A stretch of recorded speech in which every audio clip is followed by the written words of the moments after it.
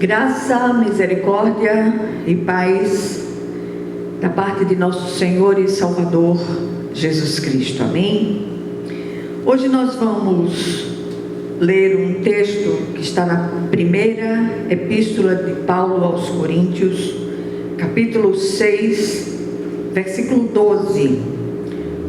O texto diz o seguinte: todas as coisas me são lícitas, mas nem todas convêm. Todas as coisas me são lícitas, mas não me deixarei dominar por nenhuma delas. Amém? Vamos orar.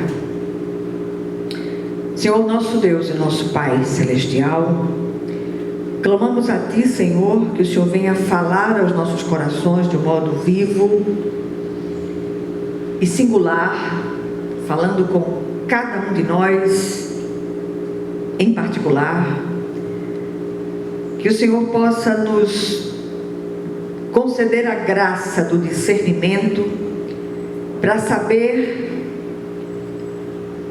aquilo que nos convém, mesmo sendo considerado lícito pelo mundo, que nós possamos aprender a discernir e que tudo seja para louvor e honra da Tua glória, em nome de Jesus. Amém. Meus amados, nós estamos vivendo um tempo em que muitas coisas, muitas ações, muitas práticas têm sido consideradas de uma maneira geral lícitas. E o texto lido é muito claro. Todas as coisas me são lícitas, mas nem todas convêm àqueles que são chamados pelo nome do Senhor. E a mensagem de hoje é uma chamada, é um clamor, é uma santa convocação ao discernimento e à santificação. Não estou falando de santarronice exterior, de usos e costumes, mas da verdadeira e genuína santificação produzida pelo Espírito de Deus no coração daqueles que verdadeiramente são de Cristo. Somos chamados à prudência e, repito, ao discernimento. Nem tudo que é considerado lícito pelos homens convém aos discípulos de Cristo. Precisamos permanecer atentos às sutilezas apelativas do adversário, sempre com o propósito de nos fazer cair da nossa posição em Cristo, sempre usando o velho e diabólico jargão do não tem nada demais. O versículo que lemos no início encabeça o texto que fala da necessidade de domar o nosso corpo para que seus membros não sejam usados como instrumentos de iniquidade. É interessante ler todo o contexto e que nos deixemos ministrar pelo Espírito de Deus em relação a essas coisas. É certo que vivemos os últimos dias sobre a terra e mais que em qualquer outro tempo precisamos anunciar o Cristo, se preciso, com palavras. Os discursos desprovidos de atitudes boicotam a santificação e o discernimento. Não é possível mais continuar com um padrão mundano de 2 pesos e 2 medidas. Existe um velho jargão que muitos têm abraçado em nosso meio, e eu repito, é o tal do não tem nada demais. Que nós possamos abrir os nossos olhos espirituais, que nós possamos buscar da parte do Senhor graça e discernimento. não são as exterioridades e as meras palavras que testificam de um andar com Deus, mas a interioridade verdadeiramente regenerada, transformada, gerando atitudes, gerando mudanças efetivas de vida. Fomos chamados a andar na contramão do mundo e em novidade de vida. Nós estamos vivendo um tempo em que tudo, sobretudo aquelas coisas que são contrárias à palavra de Deus, têm sido consideradas lícitas, normais. É o chamado novo normal, que muitos, mesmo no meio dos redutos cristãos, têm abraçado. E nós não podemos perder de vista que o nosso adversário não tira férias e continua semeando exaustivamente seus sofismas nos corações dos tolos, dos incautos.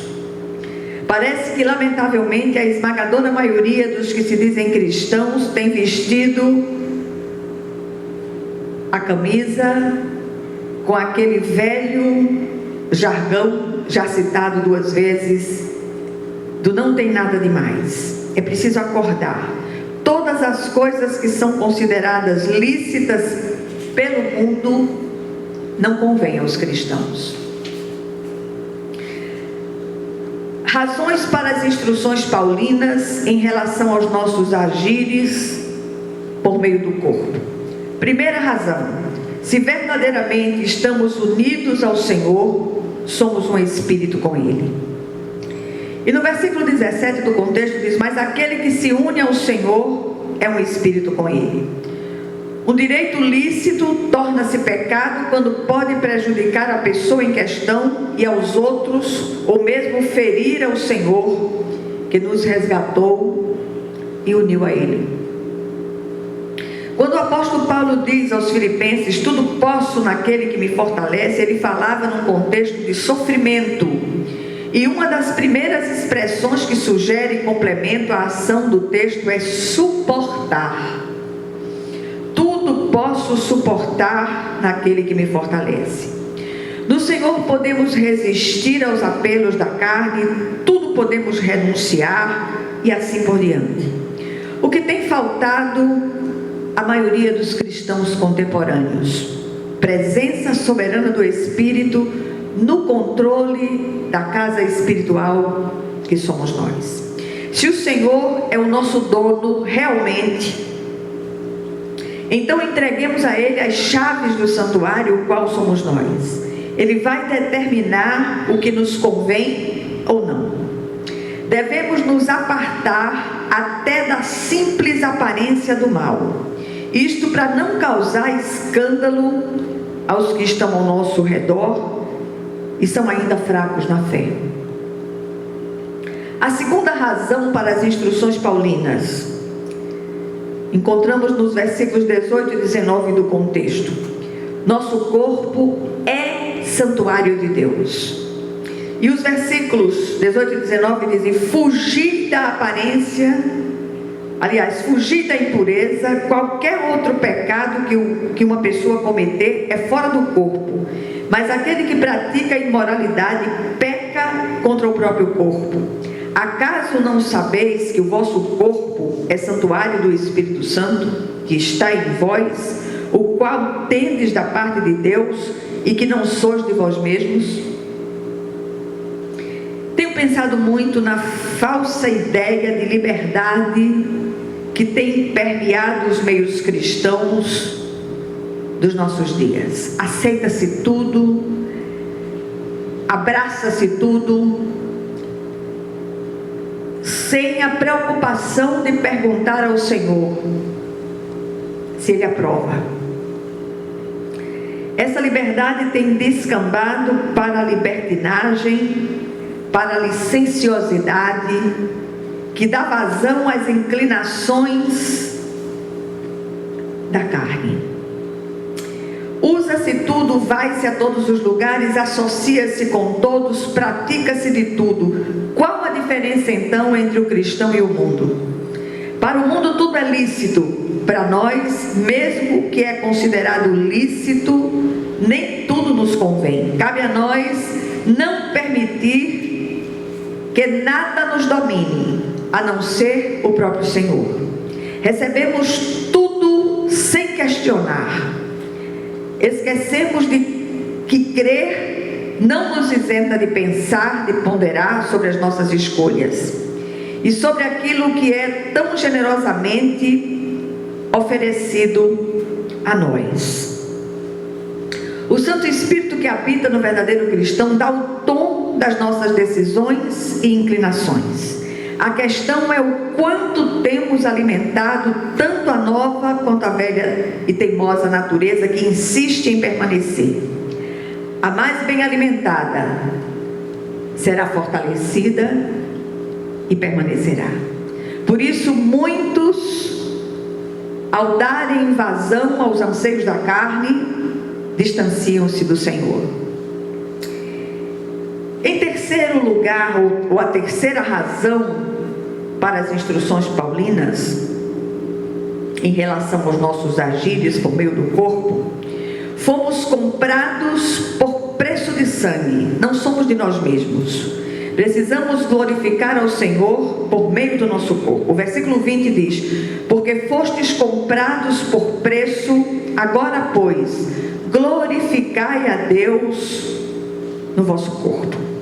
Esquecemos que a moderação, o equilíbrio, em tudo, essa moderação é boa. Tem faltado sobriedade e vigilância. Tudo por falta de uma doutrina sólida e alicerçada na rocha que é o Cristo. É certo que Cristo nos libertou para experimentarmos uma liberdade. Contudo, a liberdade dos filhos de Deus não é de modo algum licença para fazer aquilo que entristece o Santo Espírito. O apóstolo Paulo ainda admoesta que a nossa liberdade não pode dar lugar à carne. A liberdade adquirida é antes na esfera espiritual, para que experimentemos livre acesso à presença do Pai Celestial. Liberdade para servi-lo, liberdade para adorá-lo, sem as amarras da religiosidade exterior. Liberdade para fazer a sua vontade soberana. É certo que essa falsa ideia de liberdade tem encontrado amparo no mundanismo, que tem adentrado a igreja contemporânea. Que voltemos aos rudimentos da fé, que voltemos à verdadeira liberdade, que é servir ao Senhor, adorá-lo sem as amarras exteriores, liberdade para fazer a sua vontade soberana. As fórmulas e estratégias perigosamente malignas têm se tornado cada vez mais atraentes e mais sofisticadas. Que nós possamos voltar à prática das primeiras obras. Que voltemos ao Senhor. Muitos têm se distanciado dele por dar ouvidos aos apelos da própria carne, instigados por Satanás e pelas ofertas do mundo. É tempo de voltarmos ao Senhor. O que é que essa brevíssima palavra nos ensina hoje? Que o Senhor nos dê discernimento para os nossos agires e escolhas. Que tudo que fizermos possa glorificar seu santo nome. E que nós possamos dizer não, sobretudo à carne, ao mundo e a Satanás. Esses são os três inimigos do servo de Deus. Qual o pior deles? A carne. A carne é que dá o tom para que os outros dois entrem em ação. O nosso adversário não tem poder criativo nem criador. Ele trabalha sob demanda. Demanda de quem? Da velha carne pecaminosa que não se converte. Então que nós possamos domar a nossa velha carne e não dar ouvidos ao grande tema publicitário publicitário do aniversário, que é o não tem nada demais. Que acordemos em nome de Jesus. Vamos orar. Senhor nosso Deus e nosso Pai celestial, graças te damos, Senhor, que o Senhor leve essa palavra aos corações e que nenhum daqueles que possam ouvi-la permaneçam do mesmo modo, mas que sejam impactados pelo teu Espírito e que voltem à prática das primeiras obras.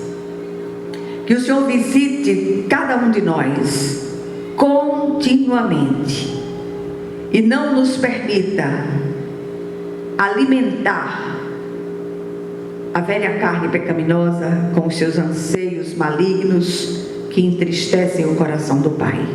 Fala conosco, Senhor, em nome e por amor de Jesus. E que a graça de nosso Senhor e Salvador Jesus Cristo, que o amor infinito de Deus, o nosso Pai celestial, que a comunhão e as consolações do Divino Espírito Santo estejam com todos vocês e com todo o povo de Deus, espalhado por toda a face da terra, desde agora, para todo o sempre. Amém, amém e amém. Que Deus os abençoe ricamente.